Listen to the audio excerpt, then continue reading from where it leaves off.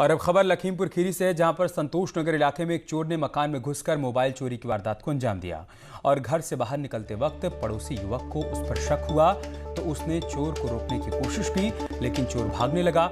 चोर को भागता हुआ देखकर स्थानीय लोगों ने उसको घेर लिया, पकड़ लिया और फिर बुरी तरह से उसकी पिटाई कर दी और बाद में पुलिस के हवाले कर दिया। लखीमपुर खीरी की तस्वीरें हम आपको दिखा रहे हैं, जहां पर चोर ने घर में घुसकर मोबाइल चोरी की वारदात को अंजाम तो दिया, लेकिन वो वहां से भाग नहीं पाया। पड़ोसी ने आरोपी युवक को देख लिया, बाद में भीड़ ने उसे पकड़ लिया, बुरी तरह से पिटाई के बाद पुलिस के हवाले कर दिया गया।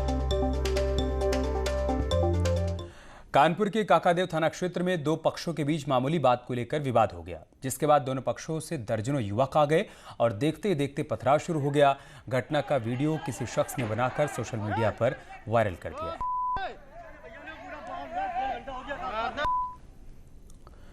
और नोएडा में बिजली मीटर में गड़बड़ी की शिकायत करना एक फ्लैट मालिक को भारी पड़ गया। प्रॉपर्टी मैनेजर के कहने पर करीब 25 गार्डों ने मिलकर शिकायत करने वाले शख्स को धुन दिया। ये पूरी वारदात वहां लगे सीसीटीवी कैमरे में कैद हो गई। इसके बाद सोसाइटी के लोगों ने हंगामा किया और पुलिस पर केस दर्ज नहीं करने और बिल्डर को बचाने का आरोप लगाया है। नोएडा के सेक्टर 121 की घटना है। इन सब का आरोप है कि बिजली यूज नहीं करने के बाद भी मीटर की रीडिंग तेजी से भाग रही है, जिसकी शिकायत करने शलील माथुर प्रॉपर्टी मैनेजमेंट के ऑफिस गए। इस पर मैनेजर ने अपशब्द कहते हुए गार्ड को बुलवाकर बाहर निकलवाया और बुरी तरह से उनकी पिटाई करवा दी। मैंने यहाँ के मैनेजमेंट के खिलाफ इलेक्ट्रिसिटी करप्शन के कुछ चार्जेस थे, उसके बारे में एक ईमेल भेजा था। उस ईमेल का जब मैं जवाब मांगने गया तो मुझको न सिर्फ मारा गया, 25 लोगों के सामने मेरे कपड़े फाड़ करके, मेरी फैमिली के सामने, सारे रेजिडेंट्स के सामने, सब लोगों के सामने मुझे ज़मीन पे लिटा करके मारा है। यहाँ के जो मैनेजमेंट वाले लोग हैं और अपर मैनेजमेंट और बिल्डिंग के ओनर्स, जितने भी सारे लोग हैं, उन्होंने कुछ नहीं किया है। पुलिस ने अभी तक FIR तक लॉन्च नहीं करी है। इतना समझ में आया है कि उनकी फैमिली के सामने उनको पीटा गया है बाहर में, वो भी 25 सिक्योरिटी गार्ड में। सिक्योरिटी गार्ड पब्लिक का प्रॉपर्टी है जो यहाँ रहते हैं। It's not belonging to maintenance department first of all. और कुछ अगर ठीक है किसी का काम नहीं होता तो ऊंचा वाइज हो जाता है, इस नॉर्मल है। इसका मतलब ये नहीं कि आप मारोगे, आपको काम डाउन करना है, सेपरेट करना है। That is the point. कोई टेररिस्ट तो है नहीं, रेजिडेंट है। तो ऐसा होगा क्या कि करप्शन को आप कर रहे हो और आपको बता रहे हैं तो आप उल्टा रेजिडेंट को ही मारोगे। मुजफ्फरनगर में पुलिस ने ऑपरेशन क्लीन के तहत देर रात 2 मुठभेड़ में 3 बदमाशों को गिरफ्तार किया। पुलिस ने इनके पास से 3 तमंचे, कार और बाइक बरामद की है। पुलिस ने तितावी के जंगलों में हुई मुठभेड़ में एक तस्कर को गोली लगने के बाद गिरफ्तार कर लिया, जबकि एक अन्य को भी गिरफ्तार किया गया है। इनके पास से 6 लाख रुपए का गांजा और कार बरामद की गई है, जबकि दूसरे एनकाउंटर में पुलिस की गोली से एक शातिर लुटेरा घायल हो गया।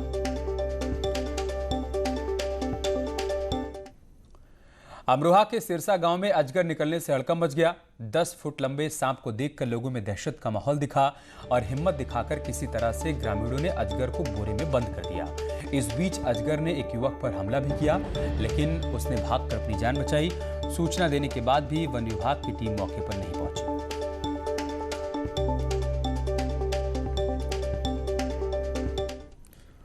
लखीमपुर में गुनगुनी ठंड पड़ने लगी है और ऐसे में इंसानों के साथ जानवर भी धूप का मजा लेने के लिए बाहर निकलने लगे हैं। ऐसे ही लखीमपुर खीरी के दुधवा टाइगर रिजर्व में धूप में मस्ती करते हुए एक टाइगर का वीडियो वायरल हो रहा है।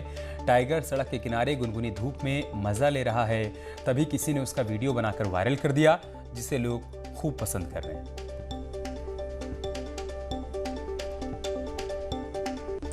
खबर आजमगढ़ से, जहां पर बाइक सवार 2 बदमाशों ने BDC की गोली मारकर हत्या कर दी। वो बीजेपी से जुड़े हुए थे। चुनावी रंजिश में गोली मारकर हत्या की आशंका जाहिर की गई है। अर्जुन यादव पिछले 2 बार से लगातार क्षेत्र पंचायत सदस्य था। मौके पर पहुंची पुलिस हत्या की वजह तलाशने की कोशिश कर रही है। परिजनों ने किसी भी रंजिश से फिलहाल इनकार किया है।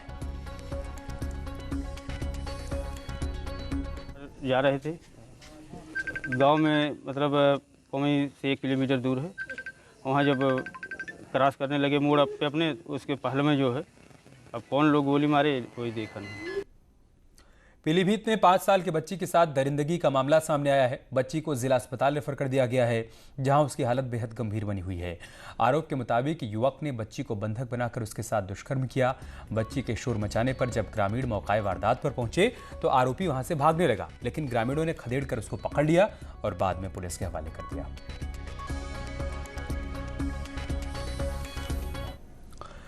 ग्रेटर नोएडा में पुलिस ने नाबालिग से रेप के मामले में 2 आरोपियों को गिरफ्तार किया है। आरोप के मुताबिक लड़की के घर के सामने रहने वाले 2 युवकों ने रेप की वारदात को अंजाम दिया। पुलिस ने पीड़िता के परिजनों की शिकायत पर मामला दर्ज कर दोनों को जेल भेज दिया है। पुलिस अब आरोपियों को जल्द से जल्द सजा दिलाने के लिए मामले की सुनवाई फास्ट ट्रैक कोर्ट में करवाने की तैयारी कर रही है। यह सूचना उनकी माता द्वारा दी गई थी और सूचना प्राप्त होने पर इस पर तुरंत मुकदमा लिख लिया गया था। दोनों अभियुक्तों को पुलिस द्वारा हिरासत में ले लिया गया है और पीड़िता को मेडिकल के लिए भेजा गया है। बाकी सभी विधिक कार्रवाई प्रचलित है।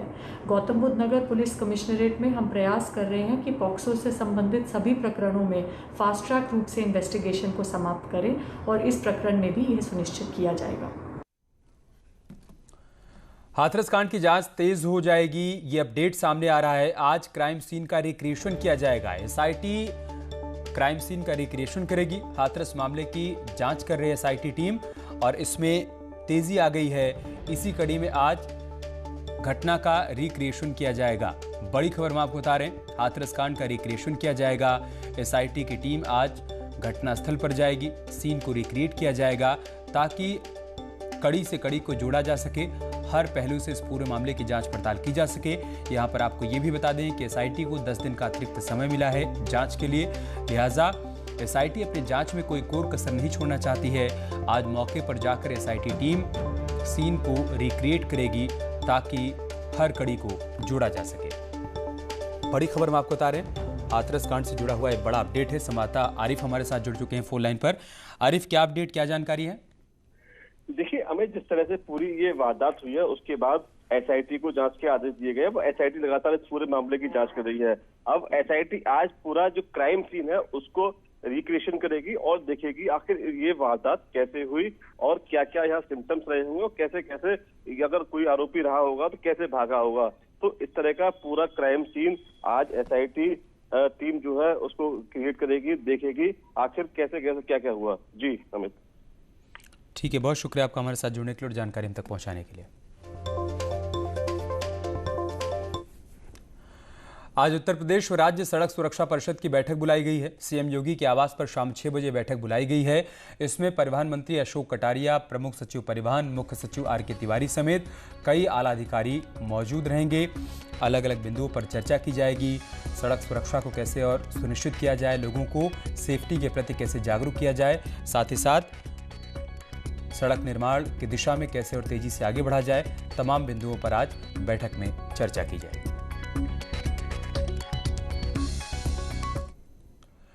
केंद्रीय मंत्री रामविलास पासवान का आज पटना के दीघा घाट पर अंतिम संस्कार किया जाएगा। पूरे राजकीय सम्मान के साथ उनका अंतिम संस्कार होगा। केंद्र सरकार ने उनके सम्मान में राजकीय शोक की घोषणा कर दी है। इस दौरान राष्ट्रीय ध्वज आज आधा झुका रहेगा। लोक जनशक्ति पार्टी के संस्थापक और मोदी सरकार में उपभोक्ता मामलों, खाद्य और नागरिक आपूर्ति मंत्री रामविलास पासवान का एम्स में निधन हो गया। पासवान की हाल ही में हार्ट सर्जरी हुई थी। वो 74 साल के थे।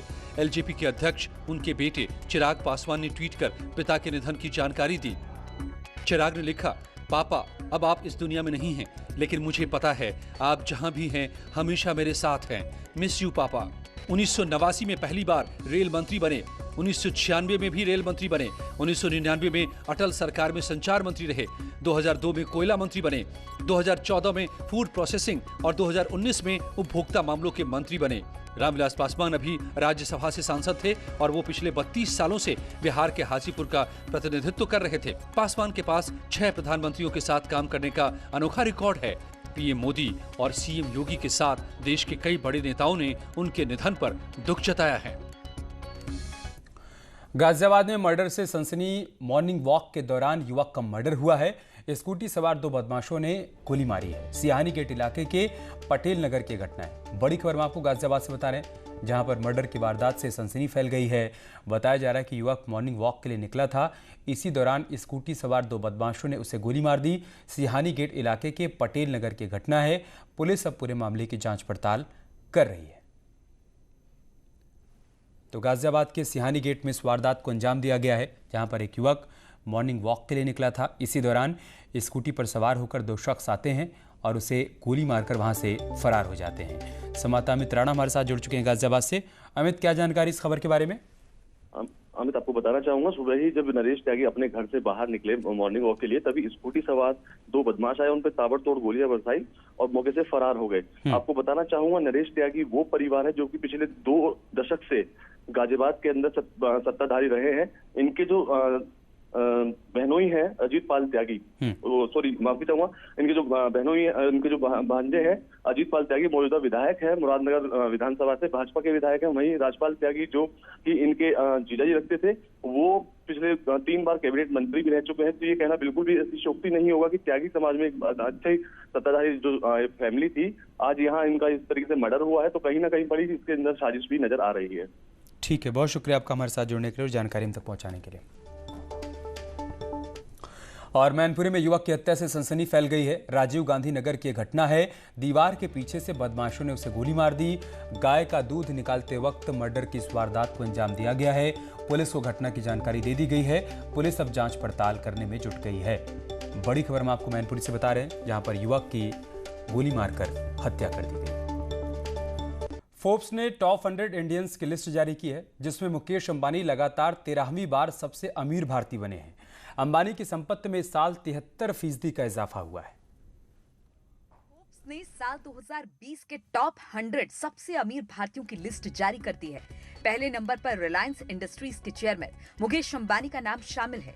मुकेश अंबानी लगातार 13वीं बार हिंदुस्तान के सबसे अमीर शख्स बने हैं। फोर्ब्स इंडिया की ओर से इंडिया के 100 सबसे अमीर लोगों की जो लिस्ट जारी हुई है, उसमें पहले नंबर पर रिलायंस इंडस्ट्री के चेयरमैन मुकेश अंबानी हैं। इस लिस्ट में मुकेश अंबानी की कुल संपत्ति 88 बिलियन US$ से ज्यादा बताई गई है। फोर्ब्स की लिस्ट में गौतम अडानी दूसरे नंबर पर हैं। उनकी कुल संपत्ति 25 बिलियन US$ है। अंबानी और अडानी की नेटवर्थ में 63 बिलियन डॉलर का अंतर है। इस साल अंबानी की संपत्ति में 73% का इजाफा हुआ है।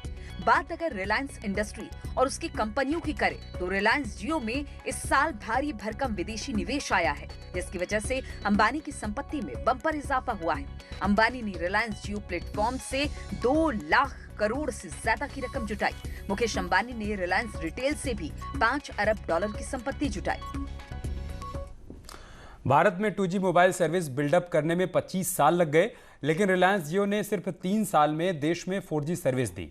रिलायंस के चेयरमैन मुकेश अंबानी ने एक कार्यक्रम में कहा कि जियो ने बहुत कम समय में भारत को टॉप डेटा यूजर बनाया है।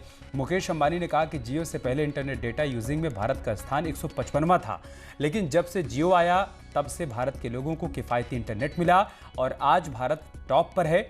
उन्होंने कहा कि जल्द ही रिलायंस जियो भारत में 5G सेवा भी शुरू कर देगा। And the 3 foundational requirements needed to participate in this revolution are ultra high-speed connectivity, affordable smart devices, and transformational digital applications and solutions. Jio was conceived for India to enable this journey. Let me first talk about connectivity. Before Jio, India was stuck with 2G technology, and Jio wanted to end India's data misery and unleash a digital revolution. We built a world-class, all-IP, future-proof digital network that delivers the highest speed and the best coverage across India. While it took 25 years for the Indian telecom industry to build its 2G network, Jio built its 4G network only in 3 years. Jhansi वासियों को पंडित दीनदयाल उपाध्याय सभागार के रूप में बड़ी सौगात मिली है। 10 करोड़ की लागत से इसे तैयार किया गया है। हाईटेक सुविधाओं से लैस इस सभागार को पाकर बुंदेलखंड के कलाकारों की खुशी का कोई ठिकाना नहीं है। झांसी विकास प्राधिकरण ने इसे बनाकर झांसी को एक नई पहचान दी।